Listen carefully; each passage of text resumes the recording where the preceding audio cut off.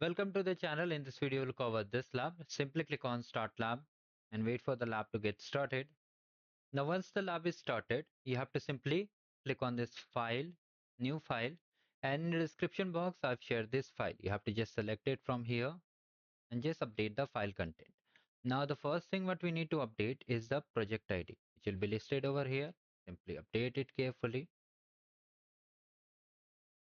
Once you have updated the project ID, here comes the region. Copy it and just come over here in the endpoint page, means line, and just update it carefully.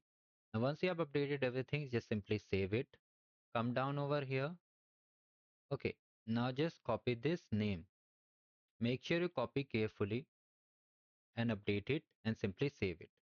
Wait for this number to get disappeared. After that, file will be successfully saved. And after that, we have to simply run this command over here. If you are unable to paste, just use right click and paste over here. Now do not worry about these warnings.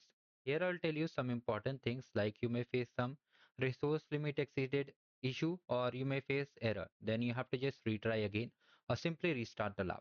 Now if I come over here in the Explorer, you can see the image has been successfully generated. Let's check the score. Score will take time to update, so wait for it. So let's try to check the score. And if you want this yellow check my progress bar, you can check the video description. So like this, you can see we completed the lab. Do like the video, also check the playlist for the remaining lab.